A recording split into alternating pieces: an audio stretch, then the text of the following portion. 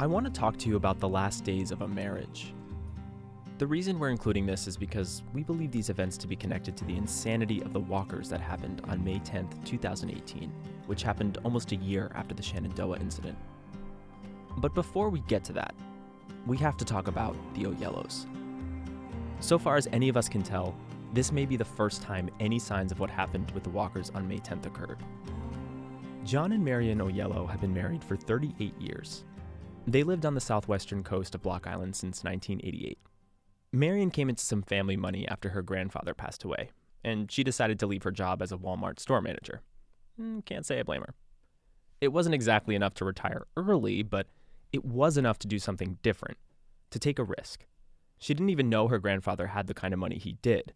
She said he always lived like he was broke, so she thought he was. Turns out he had everything he wanted and needed in life to an almost Irish minimalist degree, and was just saving for his family. So, with that money, Marion decided to open a bed and breakfast near the beach. It used to be a fantasy, but this money allowed it to be a reality. She had thought about Martha's Vineyard, but considered it to be too commercial.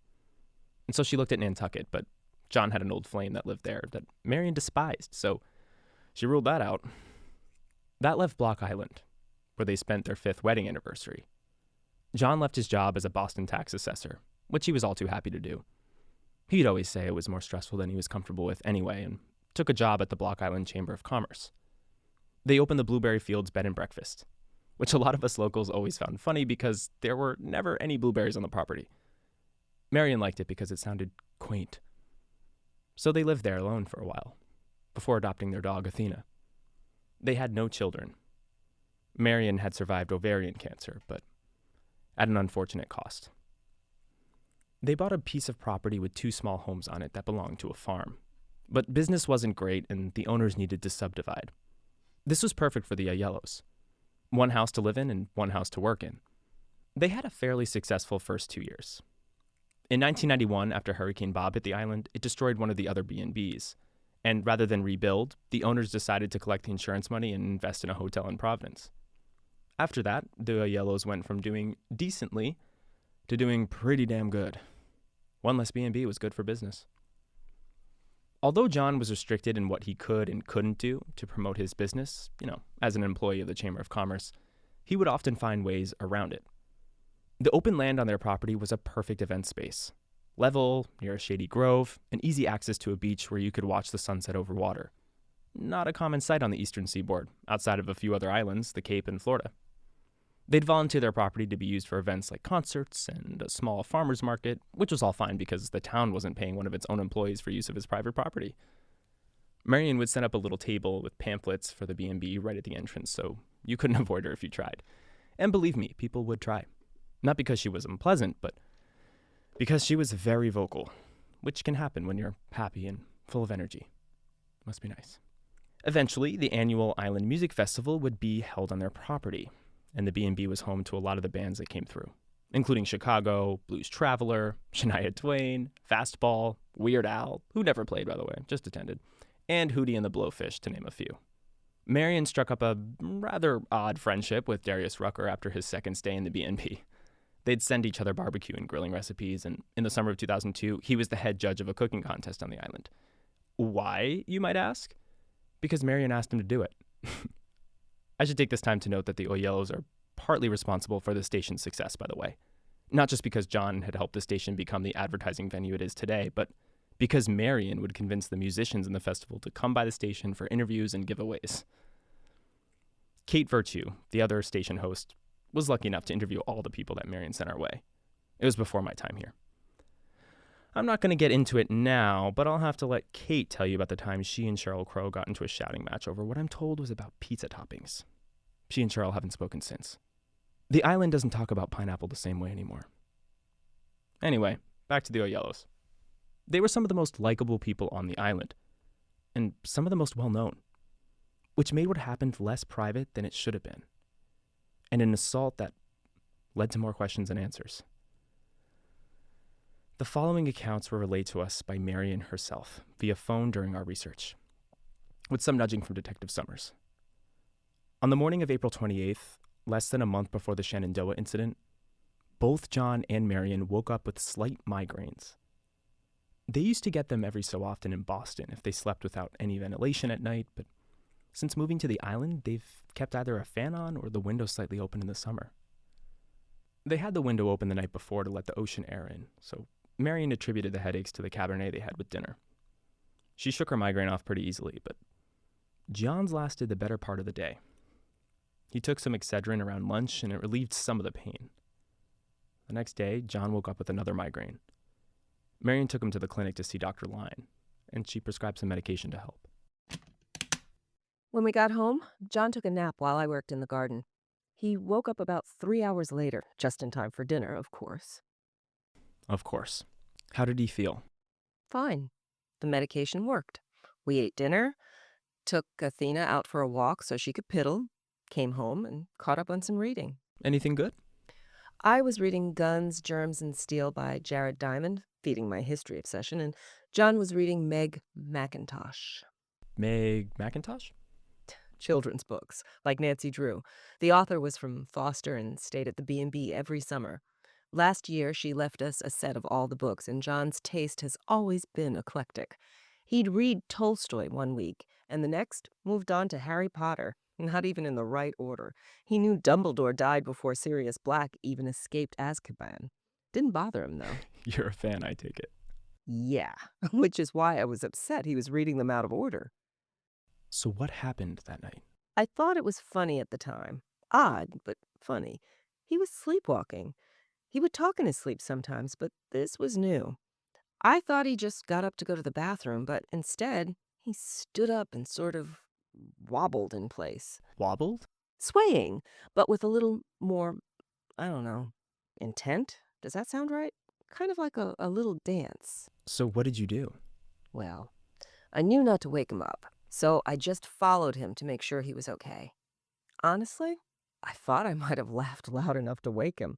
I filmed him on my phone just in case he didn't believe me. Do you have that video? I do.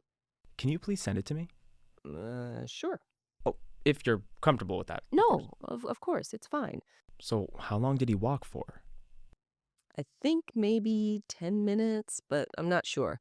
He just walked to the end of the hallway and moved his feet in place, just kind of picking each one up, walking in place. No, more like checking the bottom of his feet for something.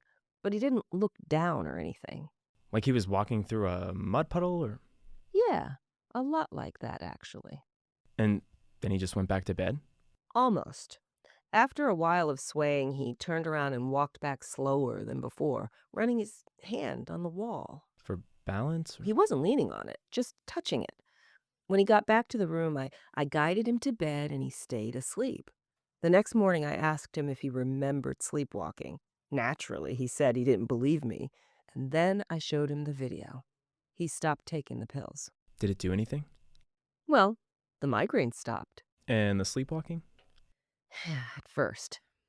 2 nights later, I found him sitting up in bed, staring ahead, completely still. It was a little unsettling.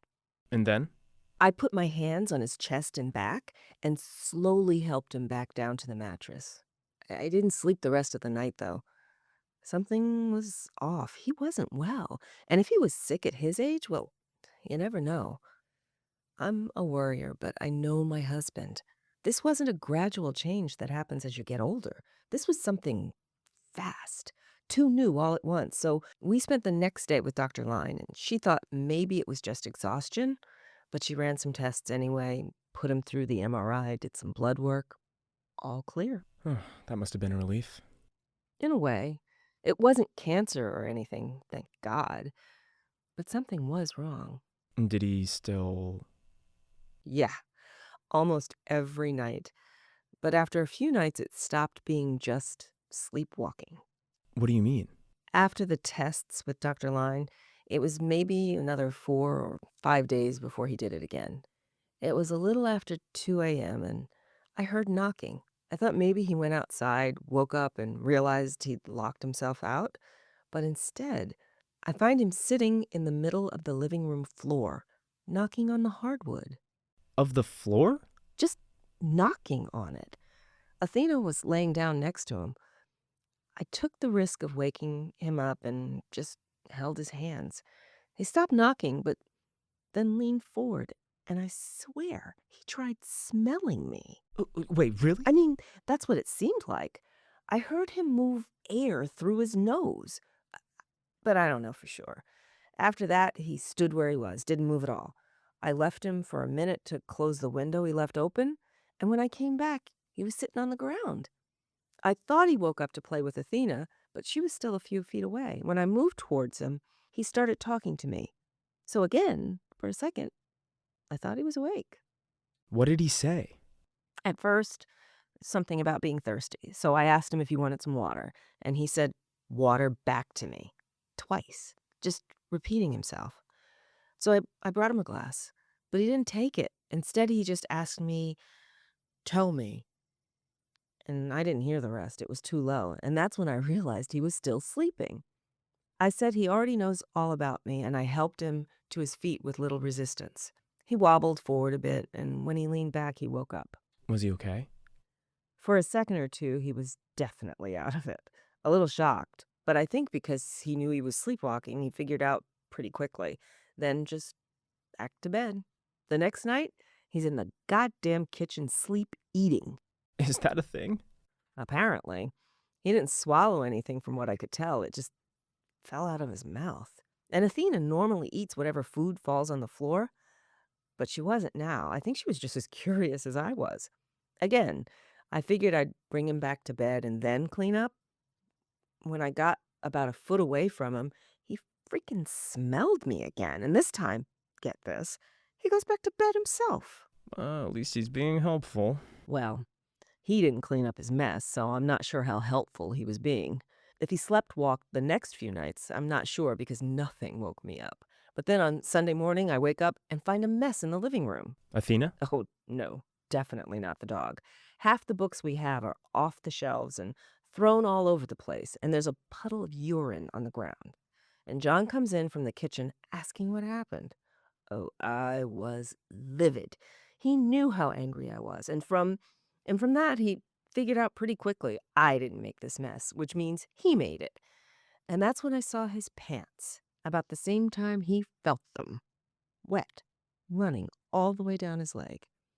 At this point, it's less a matter of sickness and more a matter of safety. He could hurt himself. It's books today, but what if he breaks a glass and steps on the shards? Or falls down the stairs. Yeah, that's valid.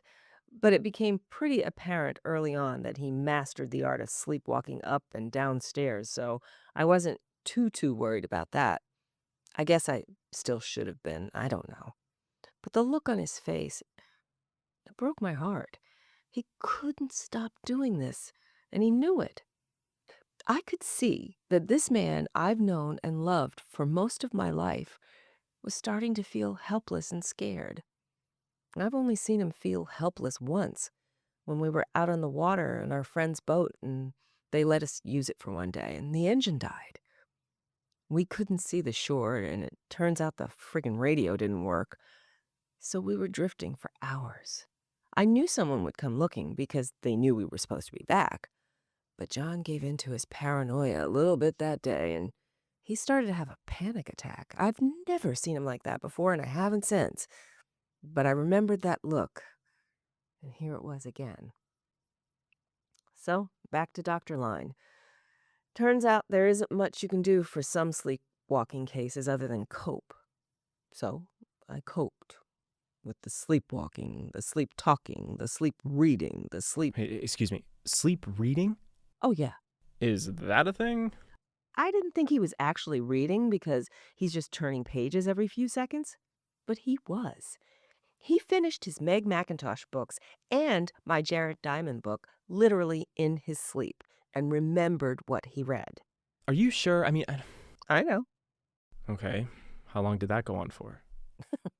Oh boy. It didn't get any better if that's what you're asking, because a day or so later, I wake up and I find a pile of junk in the middle of the living room. He started pulling pipes from the walls. What? He was sleeping next to a pile of pipes. Batteries, my pots and pans, part of the friggin' furnace, half my jewelry, our car keys, and 2 of our 3 guitars. Thankfully, not the one my Darius gave me, but I was really, really close to being at wit's end. I had no choice. I had to strap him down. That's a bit extreme. Well, what choice did I have? And he agreed to it and looked almost relieved that I suggested it. But it didn't matter because the son of a bitch untied himself. He struggled, but he did it in his sleep, which is what woke me up yet again. John is a clever man, but in no way did I think he'd do this in his sleep. Even though he was reading. I see your point. I put him back to bed, and for the first time, he got up again. He always stays in bed when I put him back, but this time, he got back up. Not the second time I did it, thankfully, but the first time. And again, I stayed awake all night and watched him sleep. But that was useless because the next night he did it again, and I was so tired I slept through it. How do you know?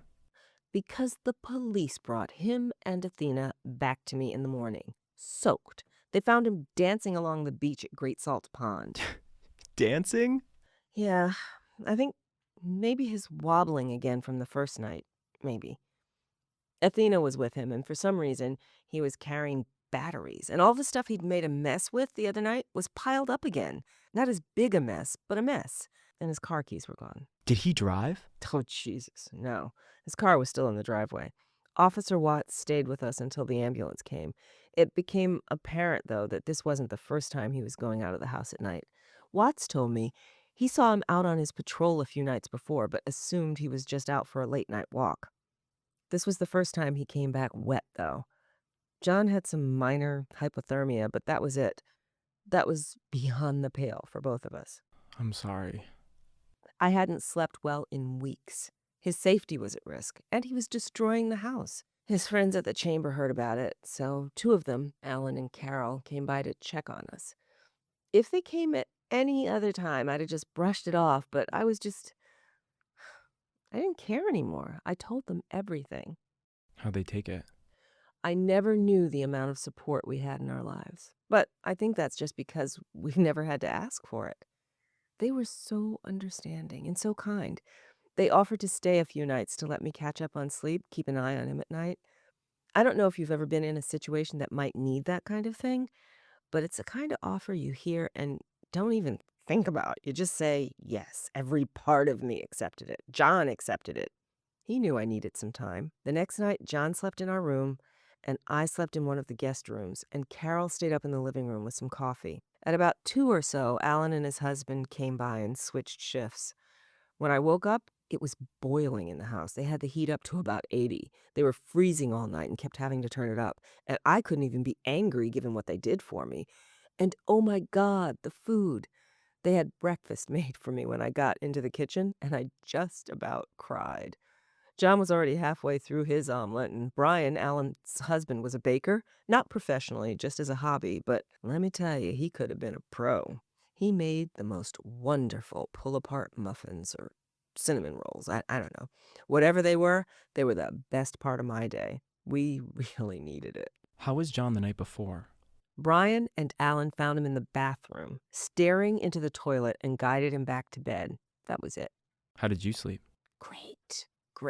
I was rested, Joshua. For the first time in weeks, I felt rested. I had everyone over for an early dinner to thank them because Alan would be taking the later shift again. I wanted him and Brian to be included. We had kebabs and a beet salad, and all the wine I had left. I gave Brian and Alan one of the rooms so they could sleep in time for their 2 a.m. wake-up call while John, Carol, and myself talked for a while longer, mostly about Harry Potter and a few other books we liked. Then John went to our room, and I went to bed in the other room. Carol made herself some coffee and watched CNN until Brian and Alan took over. Another good night? No, not at all. Oh, was this the, I'm not surprised that you know. Everyone knows. But yeah, it's the night John got violent. Alan and Brian found John in the kitchen. This time they thought he was awake. He was moving at a more normal pace, and when they got into the kitchen, he started talking to them. But that's when they knew he was sleepwalking again, because he was spouting nonsense. What was he saying? Just words and half sentences. Kept saying water, something about bread and nickels and how he couldn't think. So Brian went to guide him back to bed, and he took him by the arm, and That's what set him off, I guess. He woke up in shock? No, he says he doesn't remember this part. When Brian held his arm and tried to move him, John, he pushed him up against the refrigerator with his hands on his chest and throat, and he kept slamming him into it, yelling and telling Brian to help him over and over again. Alan pulled him off Brian, but then he went after Alan in tears, just doing the same thing. Carol heard what was going on and ran into the kitchen. She didn't know what to do, so she threw the pitcher of orange juice in the fridge at him. It seemed to calm him down. He woke up, and then the shock came. And that's when Alan realized he couldn't see Brian, but Carol could. He was on the floor, unconscious. Alan called 911, and Carol came to wake me up. Brian was breathing, but he had bruises all over his neck. John's grip was stronger than I knew it could be. I wanted to be mad at him, and I think Alan did too. But the man that Alan was, he walked over to John, took his hand, and told him it was all going to be okay, which was more than enough for John to start crying again. We stayed in the kitchen until the ambulance came. And we all went to the hospital except Carol, who offered to stay and clean up. She texted me later to tell me she found Athena scratching at the basement door. At some point, whenever, why ever, John put her in there the night before. She took Athena back with her to her house while we were at the hospital. Wait, so Alan was at your house the night before? Yeah. I didn't know that. Well, now you know. John broke Brian's collarbone with his bare hands. John told the doctors he wanted to stay under observation, both because he knew he wasn't well, and he didn't want to risk hurting me. And I wasn't going to fight him for the same reasons. I love John with all my heart, but if he wasn't in control of his own actions, anything could happen. I'm so sorry, Marion. That must have been so hard. It was. But not as hard as it would be for Brian when he woke up to find out his husband went missing the next night on the Shenandoah. What a freaking mess. All of it. I'm sorry. So you know why Alan was on the mainland then? To pick up Brian's sister. She was on the ferry? No. Fortunately, she was on call at South County Hospital, and on their way back to the landing, she got called in for a car accident, or 5 maybe.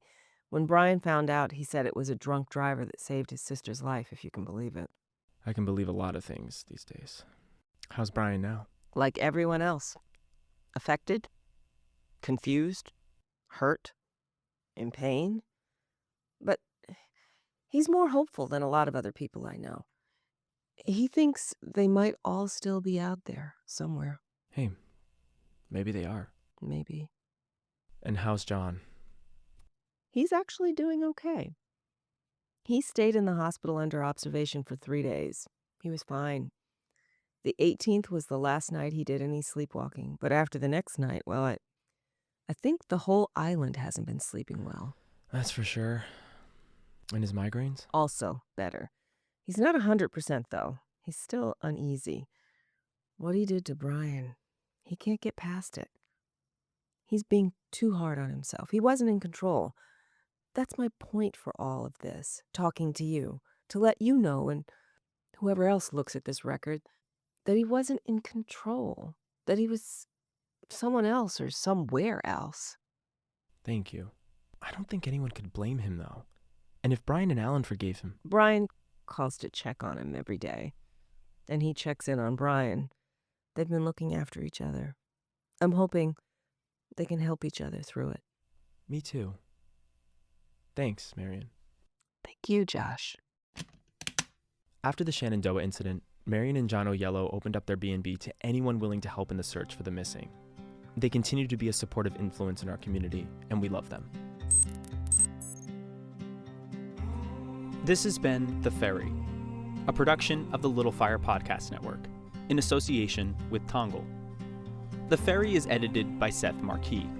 Sound recording by Jared Mann and Aaron Miller. Executive produced by James DiGiulio. Produced by Chris Revel. Written by Aiden the Liberty and Raz Cunningham. If you want to learn more about Tongal and the creative opportunities available, visit tongal.com for more information.